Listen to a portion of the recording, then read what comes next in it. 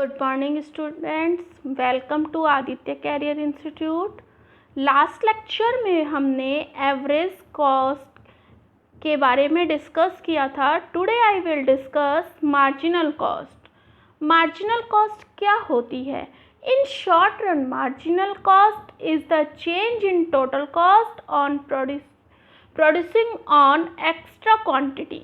किसी भी क्वांटिटी का एक्स्ट्रा प्रोडक्शन करने पर जो हमारी टोटल कॉस्ट में चेंज आता है, मीन्स एक यूनिट एक्स्ट्रा प्रोडक्शन करने पर जो हमारी टोटल कॉस्ट में चेंज आएगा उसे हम क्या कहते हैं? Marginal cost.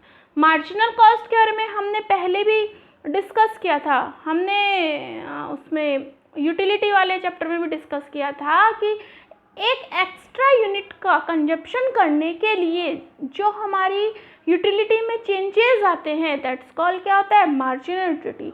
उसी तरह से एक्स्ट्रा क्वांटिटी का प्रोडक्शन करने से जो हमारी कॉस्ट में चेंज आता है वो हमारा क्या कहलाता है? Marginal cost. Marginal cost is equals to delta total cost upon delta quantity.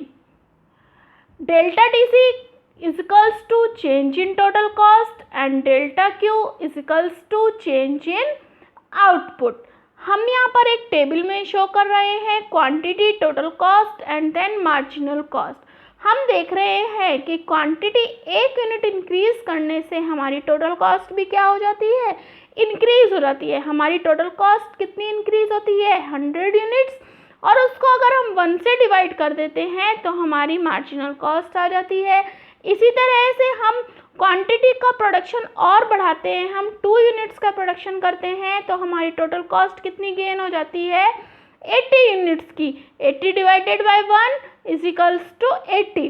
तो जिस तरह से हमारी टोटल प्रोडक्शन में हमारे चेंज होता जाता है उसके अकॉर्डिंग हमारी टोटल कॉस्ट में भी चेंज होता है, और इसको हम क्या बोलते हैं? Marginal cost. हम एक डायग्राम बनाते हैं। OY एक्सिस पर हम मार्जिनल कॉस्ट को एंड देन OX एक्सिस पर हम क्वांटिटी ऑफ प्रोडक्शन को शो करते हैं। हम देखते हैं कि पहले तो हमारी जो मार्जिनल कॉस्ट है एकदम फॉल होती है और उसके बाद ये इंक्रीज हो जाती है। अब हमने जो हमारे शॉर्ट टर्म कॉस्ट थी, शॉर्ट टर्म कॉस्ट का टॉपिक हमारा कंप्लीट होता है।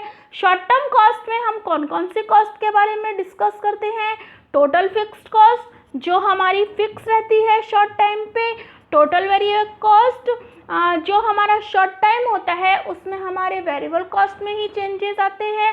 टोटल कॉस्ट क्या होती है? Total fix cost plus total variable cost. इसके बाद आती है हमारी एवरेज फिक्स्ड कॉस्ट। एवरेज हम कैसे कैलकुलेट करते हैं? Total divide by quantity. किसी भी चीज़ का, किसी भी उसका हमें अगर एवरेज निकालना है तो हम कैसे कैलकुलेट करते हैं? Total divide by quantity. तो अगर हम टोटल फिक्स्ड कॉस्ट को क्वांटिटी से डिवाइड कर देते हैं तो हमारा क्या आ जाता है? Average fixed cost. इसी तरह से टोटल वेरिएबल कॉस्ट को क्वांटिटी से डिवाइड करते हैं तो हमारी आ जाती है एवरेज वेरिएबल कॉस्ट, और average fixed cost plus average variable cost is equals to हमारा हो जाता है एवरेज कॉस्ट। हमें पता है जो हमारी एवरेज फिक्स कॉस्ट है वो एकदम से गिरती हुई होती है, उसका कर्व हमेशा हमारा ऐसे होता है। एवरेज फिक्स कॉस्ट का हमारा कर्व कैसा होता है? रेक्टेंगुलर हाइपरबोला होता है। किसके समान होता है? इंडिफरेंस कर्व के समान होता है। अब जितनी भी हमने शॉर्ट टर्म कॉस्ट पढ़ी हैं उनको हम एक डायग्राम में भी शो कर सकते हैं। तो उसको हम एक डायग्राम में किस तरह से शो कर सकते हैं? देखिए, यहाँ पर OY एक्सिस पर मैं सारी कॉस्ट को शो कर रही हूँ, OX एक्सिस पर क्वांटिटी ऑफ प्रोडक्शन को शो कर रही हूँ। हम देख रहे हैं जो हमारी एवरेज फिक्स कॉस्ट है एकदम से गिरती हुई होती है और इसका कर्व इंडिफरेंस कर्व के समान होता है। इसकी आकृति रेक्टेंगल हाइपरबोला के समान होती है। जो हमारी मार्जिनल कॉस्ट है पहले गिरती है और फिर बढ़ती है। इसी तरह से एवरेज कॉस्ट भी पहले गिरती है और फिर बढ़ती हुई होती है।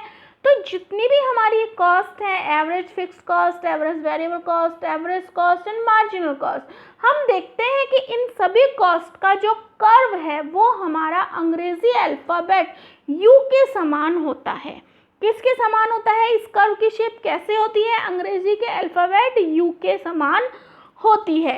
When production is increase the fix cost continuously decrease, therefore its shape is rectangle hyperbola. Similarly, initially average variable cost decrease when productions increase, but after the minimum point is reached, it starts increase. ये भी क्या होता है, increase होना start कर देता है, और जो हमारी एवरेज कॉस्ट होती है वो किसके बराबर होती है, average variable cost and then average fixed cost. तो स्टूडेंट्स आज के लिए इतना ही। Thank you.